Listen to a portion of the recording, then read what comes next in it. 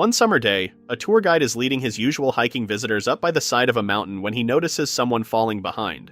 He calls up to him, but this young man is already sweating profusely from exertion.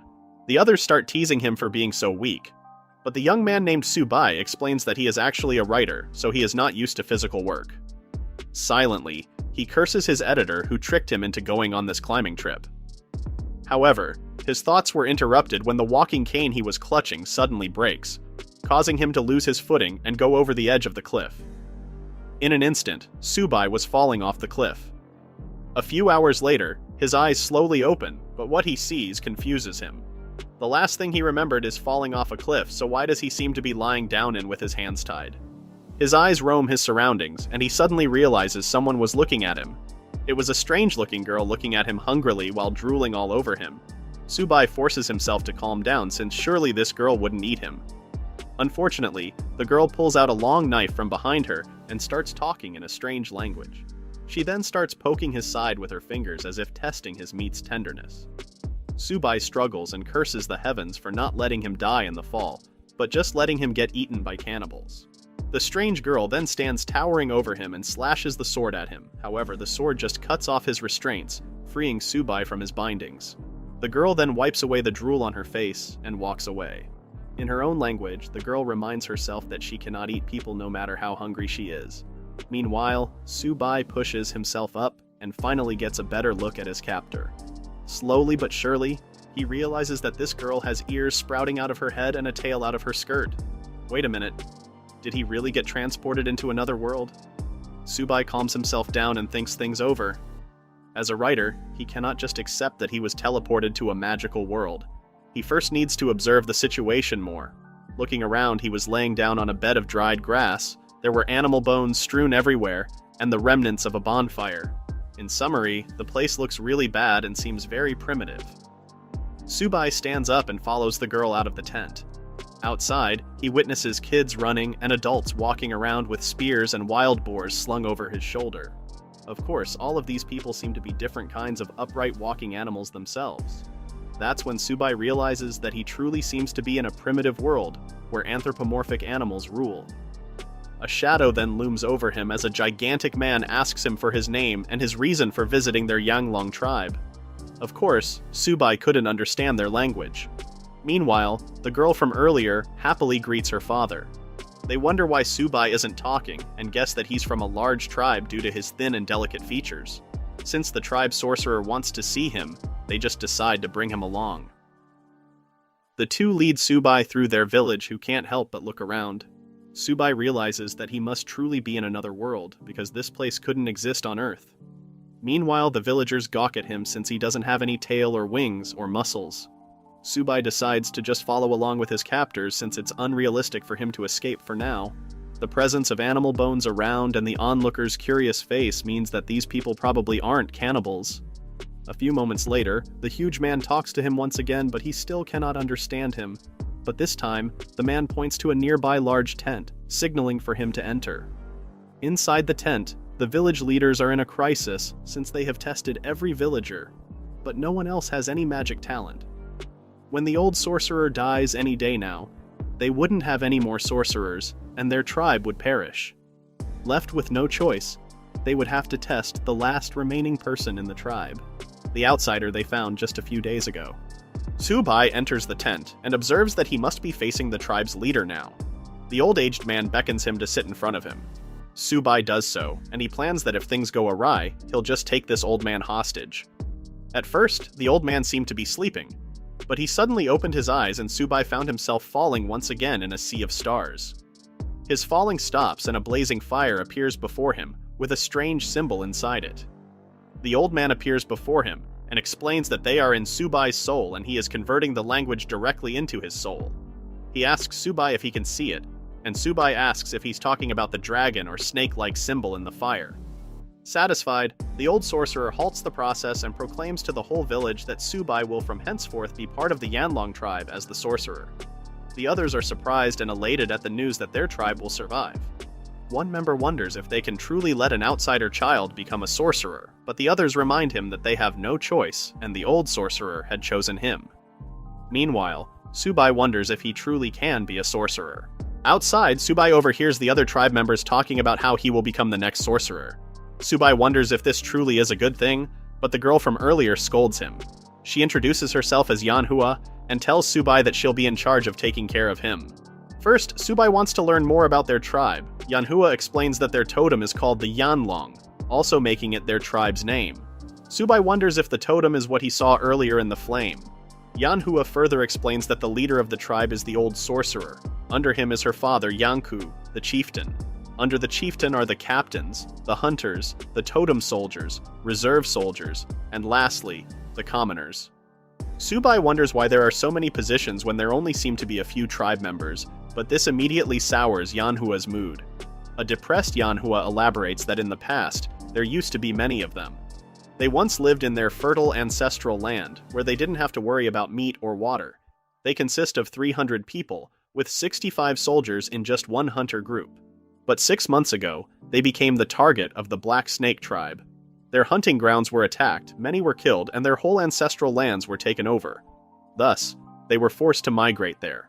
Yanhua promises to get stronger, save their captive comrades, and restore the ancestral land. After Yanhua's story, Subai visits the different parts of the village. Along the way, Subai slowly sees the picture more clearly. Bad things are happening to the tribe. Everyone is hungry, the whole village is very dirty, and if a pandemic occurs, it would easily kill many.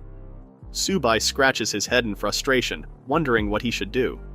All of a sudden, a window opens in front of him, informing him that the daily help system is activated.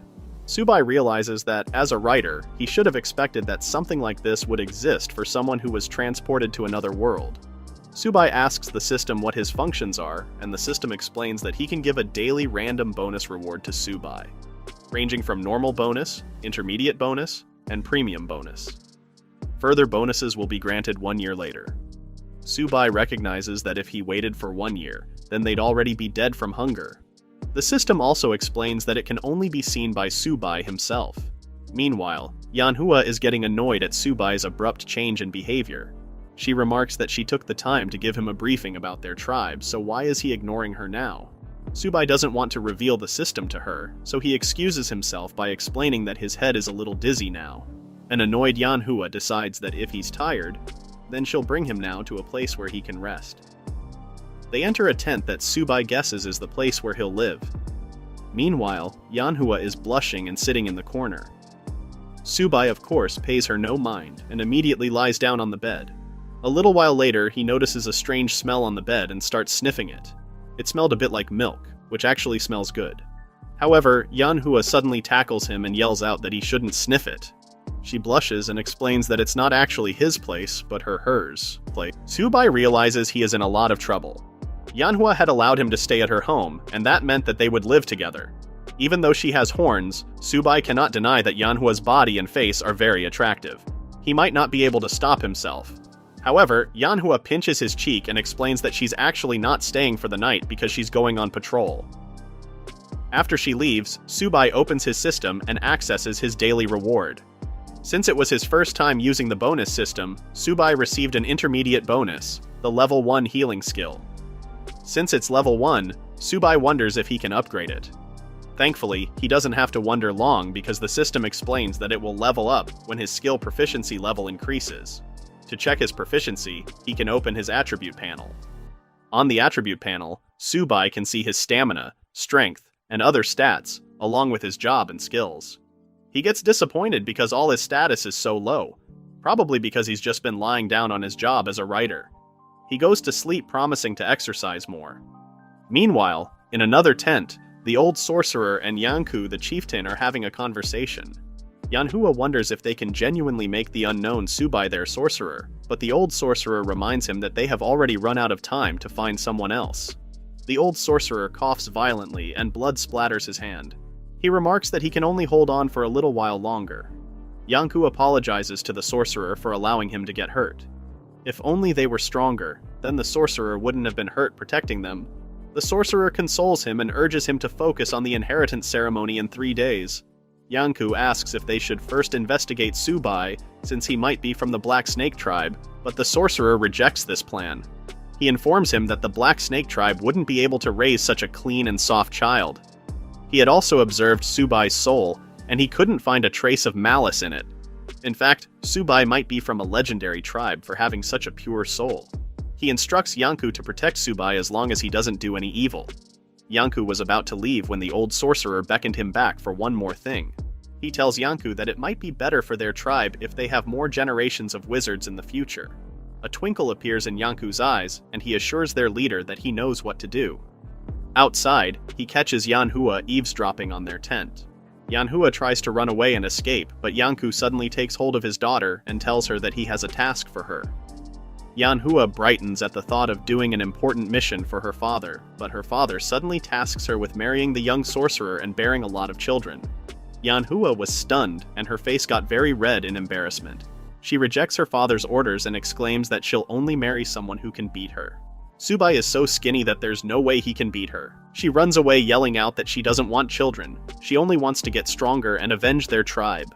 Her father chases after her, leaving the tent and the old sorcerer inside, smiling at the energetic shouts of his tribe. He promises to put forth the remainder of his life in ensuring the progress of his tribe's children. The following day, Subai exits Yanhua's tent shivering from the cold. He surveys the tent and sees that it has a lot of holes, allowing the cold air in. He slept all curled up due to it, so he decides to fix it before the next night falls. When Yanhua arrives, Subai asks for her help in finding more straw to plug the holes with. However, Yanhua blushes upon seeing him because all she can remember is how her father had ordered her to make babies with Subai. She keeps imagining what their kids would look like. She strikes Subai in embarrassment, declaring that she doesn't want to be with him. Subai weakly retorts that he has no idea what she's talking about, and he just wants straw. Thus, Yanhua leads him through the village to where they keep the straw. On the way there, Subai notices two kids sleeping in the open, only covered by a lean-to. The two kids are shivering in the cold, and he asks Yanhua why they weren't sleeping at home. Yanhua explains that most people don't have a house of their own because animal fur is very valuable. Subai, being the sorcerer, is much more important than them. Subai can only sadly look at them and follow Yanhua. A few minutes later, they return with bundles of straw in their arms. Upon passing the two kids, Subai places all the straws he has over the two kids. The added warmth and protection make the two kids smile in their sleep and slumber more deeply. Yanhua asks Subai why he did that when he was the most important person in the village. However, Subai decisively replies that the kids are equally as important. This made Yanhua realize that Subai might not be the same person she had imagined. Later that afternoon, a guard announces the return of their hunting squad. The villagers hurriedly welcome their arrival as multiple men return to the village with captured boars slung across their shoulders. The villagers are glad that for the next few days, the kids won't have to be hungry anymore.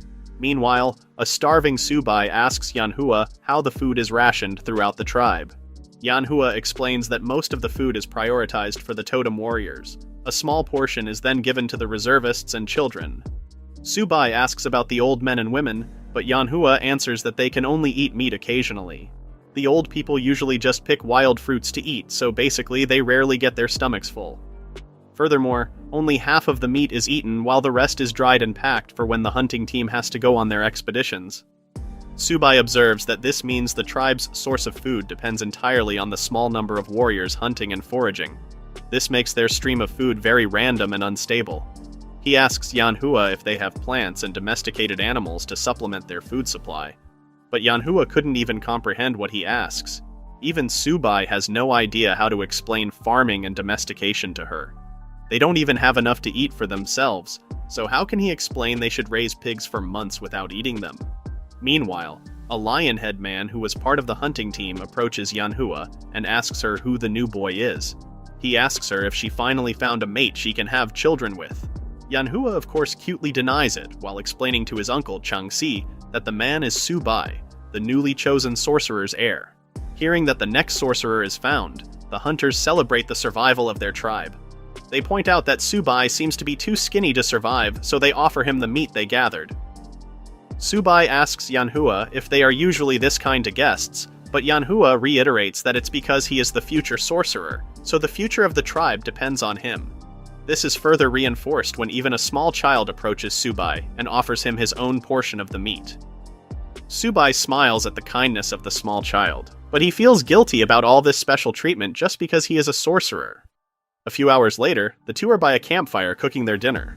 Yanhua asks Subai why he didn't accept the child's offered food when it was an honor for him to offer his meat to the sorcerer, but Subai replies that it's not something to be proud of. When Subai notices Yanhua's hungry stare right at his roasting meat, Subai offers the meat to her. Yanhua tries to reject the offer, but soon she cannot hold herself back anymore and asks Subai for a bite. To Subai's horror, Yanhua's bite was so monstrous that it consumed most of the meat, bone and all. Subai nibbles on the remainder of the meat while reminiscing about the taste of salt. Thankfully, Yanhua has some and offers her stash to him. There was actually no more salt on the tribe, but she managed to save some. Most of their salt goes to the totem soldiers, and as a reservist, she offers her share to Subai. Subai is reminded once again how valuable certain commodities are for a primitive society.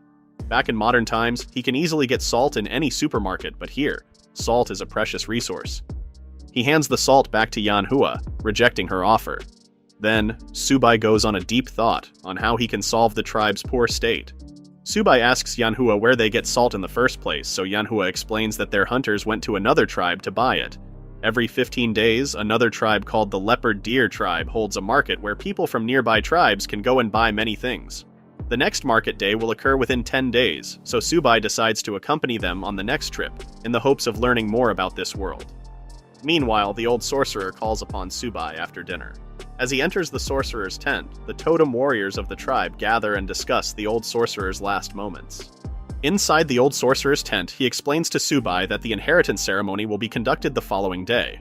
As for tonight, he will now tell Subai everything he may want to know as best as he can. First, he explains what it means to be the sorcerer of the tribe. As the sorcerer, he is the one who protects the tribe, inherits its future, and guides its direction. Only by doing all these can one be worthy of being called a sorcerer. In their world, the foundation of the tribe is the totem power. Each tribe has a different totem. As the sorcerer, he is the only one who can control the power of the totem, and activate the totem mark in the warrior's blood. The totem warriors are the strongest people in the tribe other than the sorcerer. With strong blood and ki, each totem warrior has great potential and holds a respected position in the tribe. However, no matter how good a warrior's talent was, how strong his ki is, or how pure his blood is, it would not be able to evolve naturally. If there is no totem mark to guide their power, they will not be able to harness the power of their blood. That is why the sorcerer's presence is very important to the tribe. The sorcerer is the only person in the tribe who can activate the warrior's potential and allow them to surpass ordinary people. In theory, every member of the tribe has the power of blood within them. With good training and guidance, even their weakest member can become a totem warrior. But between the ordinary soldiers, reservists, and totem warriors, there is a clear difference in ki and blood in terms of strength. Normally, reservists can deal with most beasts and will be the backbone of the tribe. But outside the tribe, there are many more powerful monsters that only the strongest totem warriors can defeat. Even though they are few in number, they are the main force of the tribe. And how strong a tribe is depends entirely on the number of totem warriors. As long as there is a sorcerer, they can train ordinary people to become totem warriors. Subai finally realizes why, in a dangerous primitive society, the sorcerer's status is the most important in the tribe. However, the old sorcerer further explains that their abilities are not only limited to training the warriors. They can also create domino magic. The old sorcerer opens a blanket that contains various scrolls, carvings, and herbs. Those were all the methods of creating domino magic that the sorcerer knows of. Subai opens one of the scrolls, which contains strange writing he had never seen before. The writings start to glow, and Subai starts getting dizzy. The old sorcerer explains that he can't read it right now, but once the inheritance ceremony is over, he will be able to understand its contents. He shows Subai a piece of bone with carvings on it, and explains that it is what's called domino magic. As long as he has magic power, he can activate it. There are many kinds of magic. This includes poison techniques for poisoning, blessing techniques, and healing techniques for healing someone who is injured. There are also various blessing techniques that can increase strength, speed, and other attributes. Subai excitedly asks what area of magic the old sorcerer specializes in, and the sorcerer reveals he focuses on healing and blessing magic. Of course, that's just what he tells people. Not all abilities of a sorcerer cannot be made public so that they can still dodge attacks levied against them. The sorcerer is greatly admired, but this also makes them an easy target. He then reminds Subai that he has to remember and keep a secret all of the methods he learned inside the leather blanket. Subai promises to keep their tribal heritage a secret, but the old sorcerer suddenly falls into a coughing fit. Seeing the blood in the sorcerer's mouth, Subai jumps into action and catches the ill sorcerer. He uses his LVL1 healing magic on the old man, but the system gravely replies, "Ineffective healing, no proficiency increase." The old man smiles and weakly tells Subai that his wait wasn't in vain now that he has found his heir. He asks Subai not to waste his energy anymore since he is already exhausted. However, Subai continues using healing magic, which also continuously fails. The old sorcerer laments that he won't be able to see what wonders Subai will do in the future, but there is no time. They still have things to discuss. He asks Subai if he still remembers everything he was told, and Subai assures him he does. With that, the old sorcerer determinedly walks out of the tent and announces the start of the inheritance ceremony. In a raised stage in the middle of the village, the sorcerer asks Subai to kneel before him. The sorcerer then starts the ceremony before the whole village. He narrates how after 63 long years, it's finally time for a new sorcerer to guide them all. At the signal of the sorcerer, the other totem warriors start chanting and offer their blood to the new sorcerer. Their blood coalesces and spins around the stage. The sorcerer then gathers it into a ball where the tribe's totem can be drawn out. The totem then enters Subai, who is now bathed with light. Lastly, the sorcerer passes along his true inheritance. With his fingers, he passes along the truth of the sorcerer's history and the secret of the totem wealth. He injects it into Subai's head, who finds himself falling into space all over again. A few moments later, Subai found himself watching a kid going through a barren land with his tribe. The tribe is suffering under the scorching sun, starving, but continuing their trek to the ancestral land. Later that night, the kid holds a talisman and prays to the totem god to help him see the future of the tribe. In a flash of light, magic explodes from him, and the other tribe members finally notice what's happening. His mother and teacher, their tribe's sorcerer, hugs his prone form and scolds him for drinking so many doses of divine potions. The sorcerer's heir has done the taboo and he won't live long. However, the bleeding child smiles and tells his mother that he finally sees it. His mother consoles him and tells him to hold what he sees in his heart. She advises him not to depend on future predictions, but remember what he sees. They gaze into the night sky and wonder if the day will come when their tribe will grow in strength once again.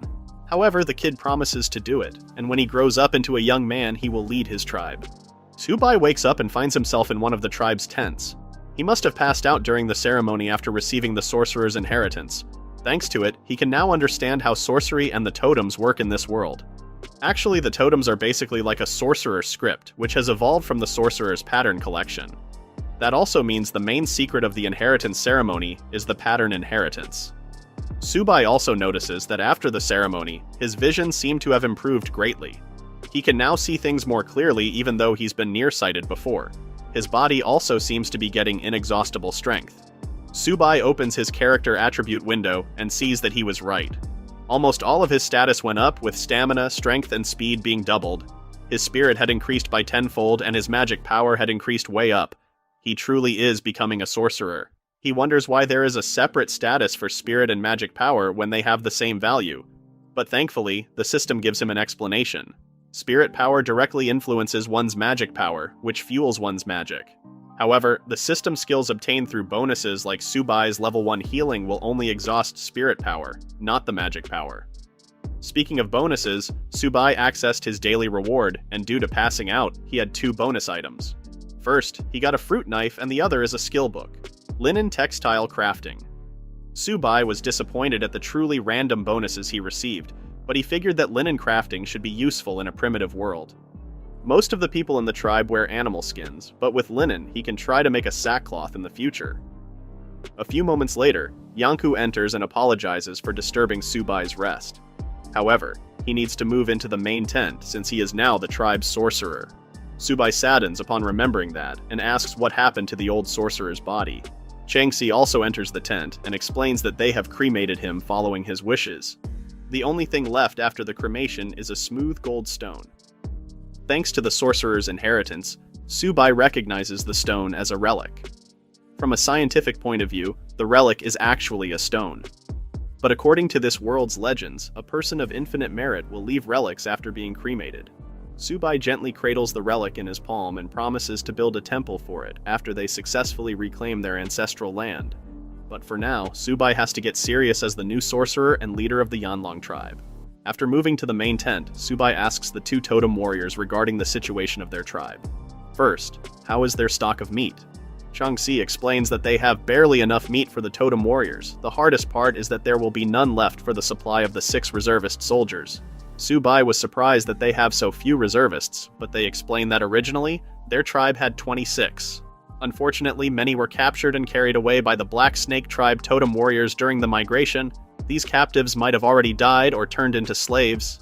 Subai realizes that he first needs to understand the threat of the Black Snake tribe to them. Thankfully, Yanku explains that the Black Snake tribe is very far from them for now.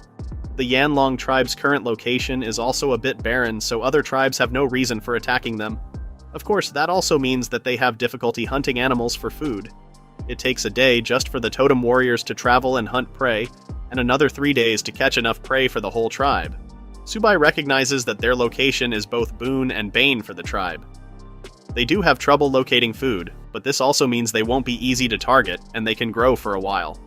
However, Subai also worries that they cannot rely on hunting for food to feed them all. He then remembers his new skill and asks the two men what they know about linen. Changxi explains that linen is a very rare product that can only be produced by the big tribes. He also admits that his childhood wish was to actually have enough linen to create new clothes, and still have more for his kids. They could trade to get linen, but they don't really have that much dried meat to barter with.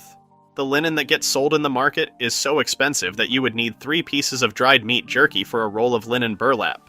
Subai doesn't really have any reference on how much a piece of jerky is, so Yanku uses Changxi's body as a measurement tool to showcase how much jerky and how much linen it equates to.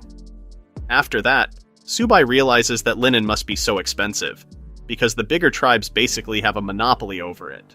Thus, he declares their tribe's first goal. They will get so much meat that they can eat as much as they can. A few days later, the hunting group led by Changxi is roaming out of the village once again. One of the members complains to Changxi why they aren't hunting for prey, but instead looking for grass, but Changxi just knocks him in the head and points out that it's for the future of their tribe. A few days ago, Subai told the totem warriors that he actually knows the process to make linen. He asks them to keep it a secret because they might become targets if it gets leaked. But for now, he asks Changxi to look for a particular plant when they go out on their hunting trips. It's a material they would need to make linen fabric, and their food supply would depend on Changxi's effort to find it. Burdened with this important task, Changxi declares to his companions that they have to succeed. Meanwhile, back in the village, Subai is still thinking about their food supply. The village's supply of beef jerky is only enough for 15 days. They have so little time, and he isn't even sure if Changxi can find the material. Even if they did find it, Subai is also not sure what to do with the linen creation process. Should he teach everyone how to make linen in person? He hesitates on doing this because the method is a secret, so he shouldn't easily give up the whole thing. What Subai really wants is an assistant to who he could teach the whole process to. Then, he could have her teach others different stages of the process. That way, only his assistant would know the whole method. In reality, there are other problems he also has to fix in the tribe, like the drinking water supply, salt, and sanitation. He shakes his head in frustration. He couldn't even take care of himself when he was a writer, so how can he manage a whole tribe? Yanhua enters his tent and sees the distressed Subai. Thinking that his actions might be due to a fever, Yanhua touches her forehead to his own to check his temperature. Subai abruptly steps back in embarrassment and asks why she's eavesdropping on his tent. However, Yanhua explains that she's actually guarding the sorcerer, while her father and the other totem warriors are out of the village. Subai teases her and asks if she's really that reliable, prompting Yanhua to strangle him herself. Later, Subai voices his frustrations to Yanhua and asks her if it's normal for the sorcerer to deal with all these problems alone. Yanhua points out that the sorcerer usually has an assistant, but the previous assistant died, trying to protect the old sorcerer when the Black Serpent tribe attacked. The talk regarding the Black Serpent tribe saddens the two, so to change the topic, Subai asks Yanhua if she has any recommendations for a new assistant. He would need someone smart, hardworking, and have useful ideas. Yanhua giggles and asks him why he's just describing her, but Subai scolds her and points out she's none of those things. Therefore, Yanhua instead suggests he choose a Miko as his assistant. Not familiar with the term, Subai asks her to clarify. Yanhua explains that a Miko is a woman who takes care of the daily life of the sorcerer. This includes cleaning, doing chores, giving instructions, and so on. Subai thinks this is exactly what he needs, so he asks Yanhua to lead him to someone that might be suitable to fill the role. Yanhua recalls a conversation with her father, who pushes for her to get the Miko role. Since she was with Subai from the start, she would be a perfect fit for the position. Being a Miko is the dream of every girl in the tribe, but Yanhua violently opposes her father's suggestion because she cannot avenge their tribe if she becomes the Miko. No matter what, she wants to remain as a totem warrior and destroy the Black Snake tribe. A few minutes later, Yanhua leads Subai to a tent in the village. She explains that her friend might be suitable for the role and she is currently working inside. Subai takes a peek inside the tent and sees Yanhua's friend, a beautiful girl with fox ears and a tail. Subai comments to Yanhua that her friend looks beautiful but very weak. Even the tribal blood marks on her face are starting to fade. Yanhua agrees with Subai's assessment that her friend Yu Ying looks weak. However, she assures him that Yu Ying is also kind and diligent. She might be a little stubborn at times because she is Changxi's niece. Her parents died when she was little and she was raised by her aunt and uncle Changxi. Recently, her aunt became pregnant, so Yu Ying decided to move here instead. She also stubbornly refused to eat anything from her aunt's house because she doesn't want to take any food away from the unborn baby. Subai praises Yu Ying's decision, but Yanhua couldn't understand the logic of it. If Yu Ying hadn't moved out, then she could have eaten meat every day, unlike eating only fruits and grass here. Subai tries to explain to Yanhua that there is a big difference between giving and receiving. He remembers his own childhood and recognizes that Yu Ying must have come here to calm her mind. Inside, the other girls are trying to convince Yu Ying to move back to her commander Changxi's house so that she won't suffer anymore. They point out that she's so beautiful, and her parents were once the pillars of the tribe, so she can surely serve the sorcerer as the Miko. Yu Ying blushes and shakes her head, rejecting the notion that the sorcerer would want her as the Miko. The others continue to tease her, so she shyly accepts that she might want to be, but she also points out that it's impossible for her. After all, Yanhua is more suitable than her, and Yanhua has wanted to be Miko ever since she was a child. The eavesdropping Subai didn't know this, and he looked at his companion in curiosity. However, Yanhua abruptly barges inside the tent and angrily asks Yu Ying why she's loudly declaring her wish. Yu Ying asks her if she was eavesdropping, prompting Subai himself to enter and explain that they weren't eavesdropping, but they were just observing.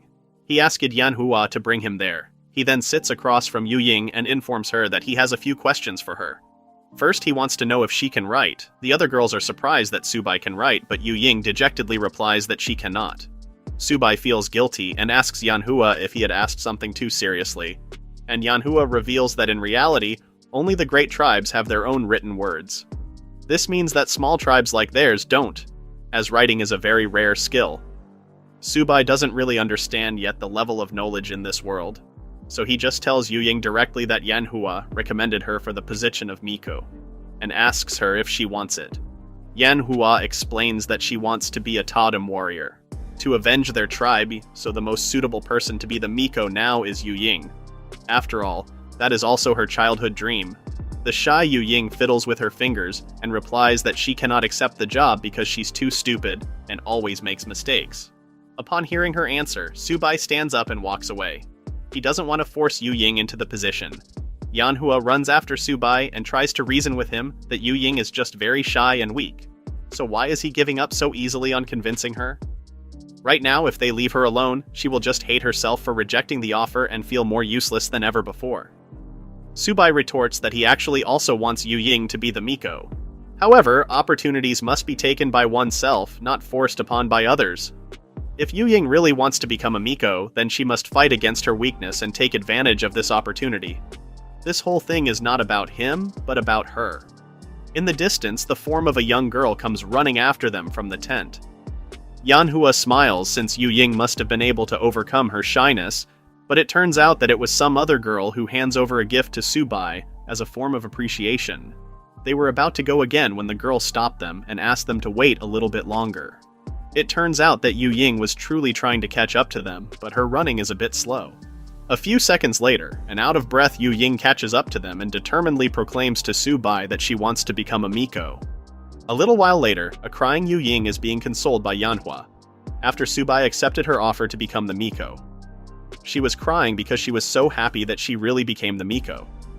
She never dared to dream before, and now her dream has come true. Yanhua is actually worried that Subai easily accepted Yu Ying in the position, but Subai shrugs because it's not like he knows how to test who to pick as a Miko. Although the two girls worry Subai, he couldn't deny that they are at least quite attractive to look at. He then advises Yu Ying to wash the tears off her face so they can finally start working. Yu Ying looks at him confused and asks why she would waste water to wash her face when they are already in short supply of water. Subai immediately steps away from the two girls and nervously asks the two girls how often the tribe members take a bath. Yanhua proudly exclaims that their tribe actually always takes showers. For example, she herself showers every year during the rainy season.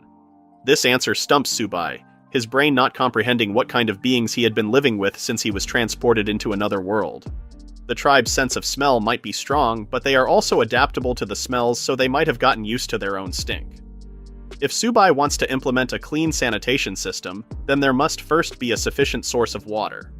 And considering future developments, they must find a way to divert water for irrigation. From the two girls, he learns that there is a small lake in the forest southeast of the village, where they usually get their water. However, there is a group of very powerful beasts nearby, so only totem warriors can get close to it. This limits the water they collect, which is just enough for them to quench their thirst. Thus, Subai declares that they must first solve their problem, and asks the two girls to lead him to the lake. In an instant, the two girls grab hold of Subai and hold him back. They cry out that he cannot leave the village because it's too dangerous for him. There are some totem warriors who are exiled from their own tribes, and these warriors target small tribes and kidnap the sorcerer. They then force the sorcerers to perform the inheritance ritual. In the past, one of their own sorcerers was kidnapped, and when they finally found him, he was so exhausted that he died. That's why they made it a rule that a sorcerer may never leave the tribe unless absolutely necessary. Subai thinks it over and remembers that there are 11 totem warriors in the tribe. 6 of them went hunting, leaving the rest to defend the tribe. He realizes that depending on them to gather water would just be a waste of their energy, and they need to free them from the task of gathering it. In a flash, one of the totem warriors secretly guarding Subai, Shahong, grabs hold of another totem warrior approaching the tribe. The approaching totem warrior, Black Fang, tries to fight back, but his dagger shatters against Shahong. However, these two totem warriors are both from the Yanlong tribe. Their speed surprised Subai since he couldn't even see their movements. The totem warrior Black Fang was surprised to see them on the outskirts of the village, but Subai explains that he wanted to see their water source. He then asks the totem warrior why he's alone traveling, but the totem warrior quickly reports that one of them was injured. He was ordered to obtain domino magic from the sorcerer so they can heal the wounded warrior. Subai quickly jumps into action and orders the warrior to take him to the injured. In the middle of the forest, the injured warrior Mai Meng is being comforted by Yanku. Mai Meng urges them to leave him since the beasts would probably smell his blood and attack them.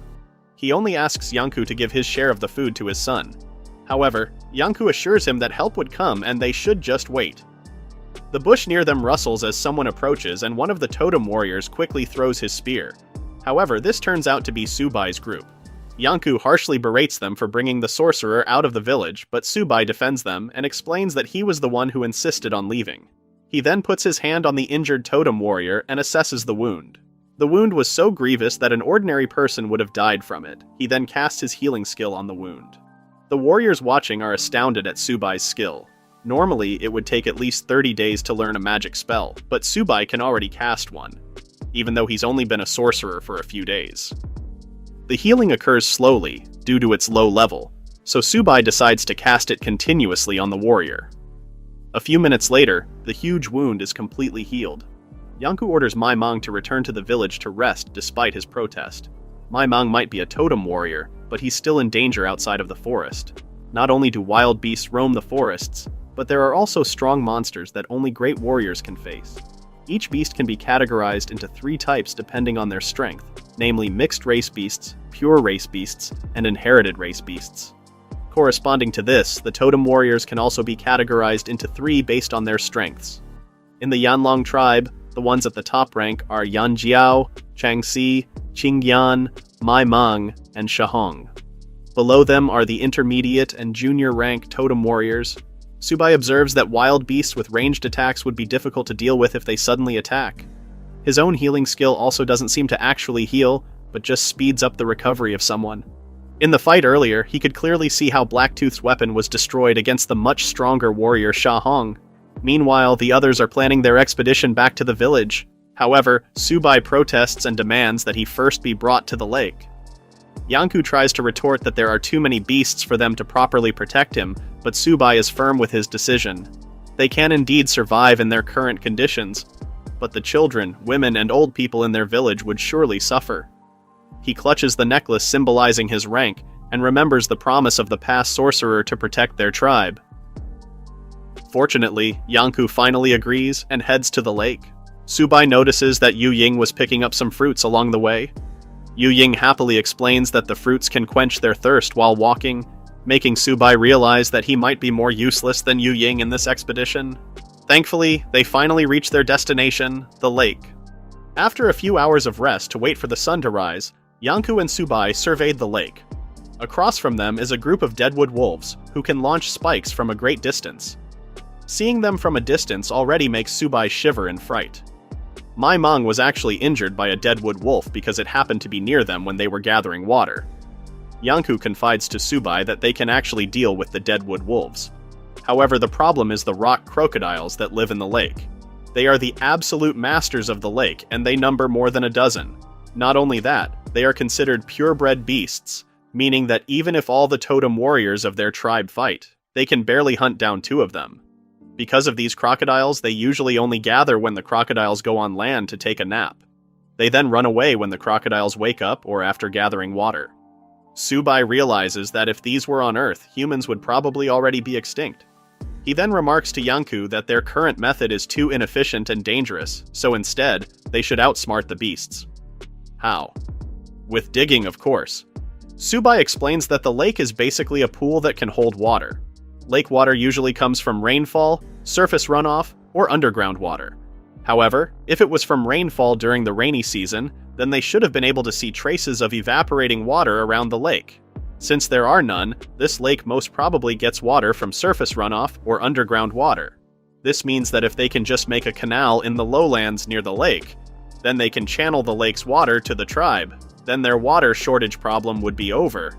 The others commend Subai's plan, and Black Fang even volunteers to lead the digging efforts. Subai remembers the clash between Black Fang and Sha Hong yesterday, so he asks Yanku why they seem to attack immediately upon hearing something, even though they still don't know who it is.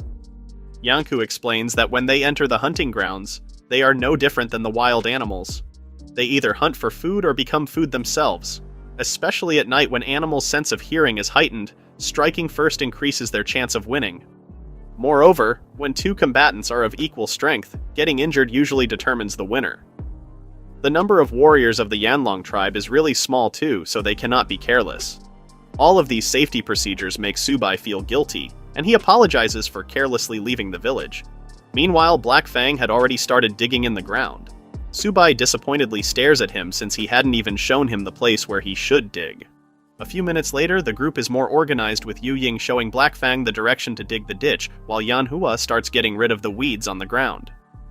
Subai couldn't help but admire Yanhua's well-shaped behind, while she bends over and clears the ground.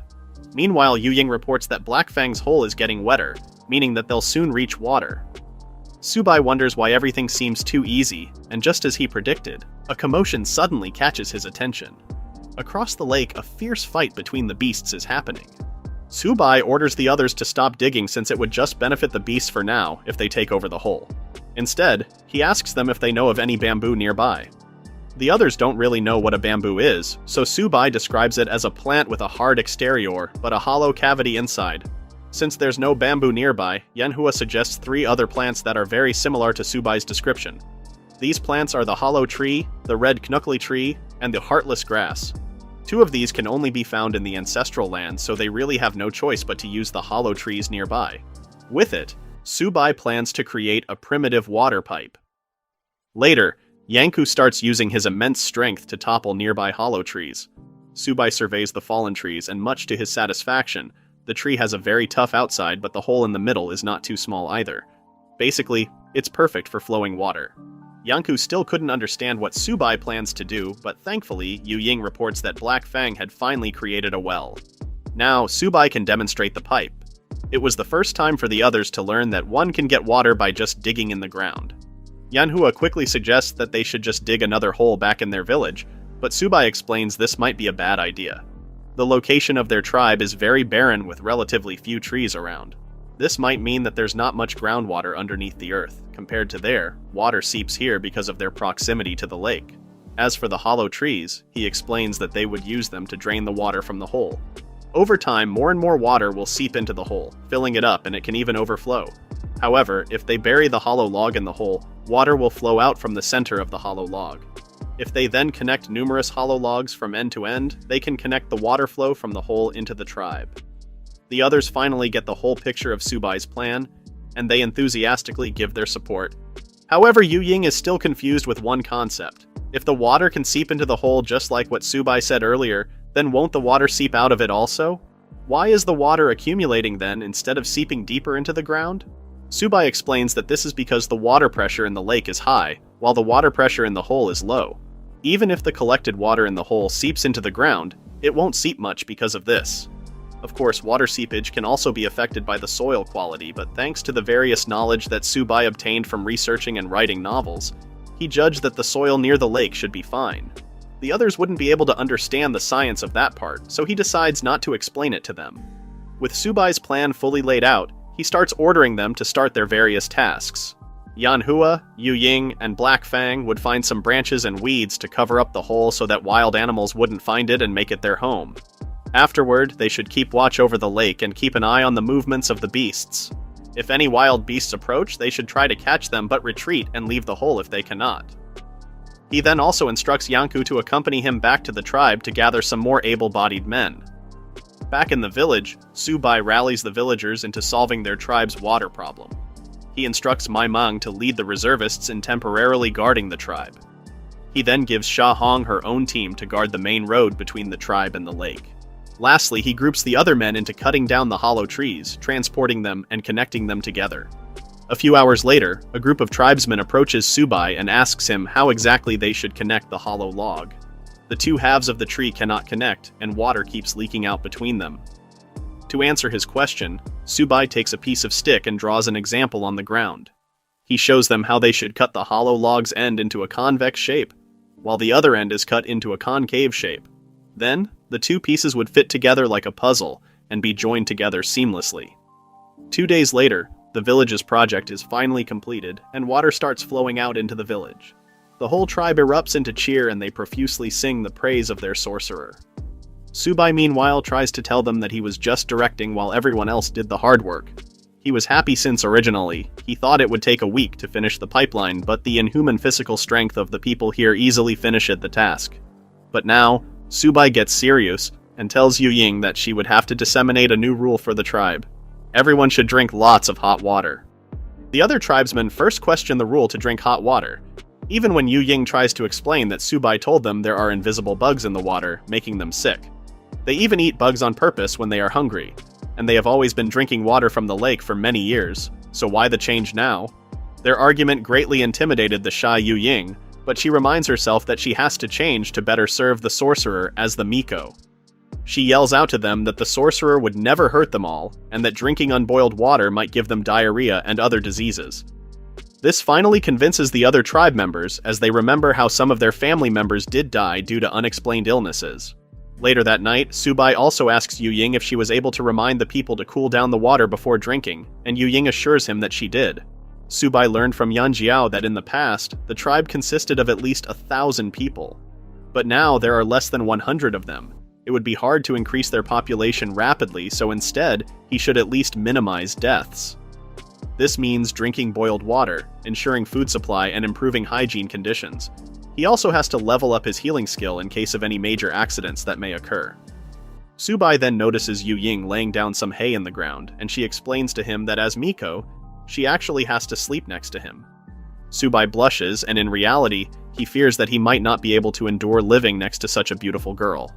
The two lie down for the night, and Subai asks her if she really has to lie so close to him. Yu Ying smiles and promises that even though she's not a warrior, she can still buy time for the sorcerer to escape. Subai can't explain to her that with the way things are going, the most dangerous thing for him is the beautiful girl beside him. Subai closes his eyes and decides that he should just focus on going to sleep. He starts counting sheep, but the sheep slowly morphs into Yanhua's sexy body. The intrusive thoughts prevent Subai from going to sleep, so he decides that he should just spend the night practicing his healing skills. He can't ask someone to practice with at night, so he can only use his own body to practice. Thus, he pricks his finger with a knife and casts healing on it, repeating the process throughout the night. That will be all for this manhwa. Unfortunately, the author has passed away. We wanted to show our respect by covering his work that we loved. We will continue the story if it's ever picked up again. Thanks, guys.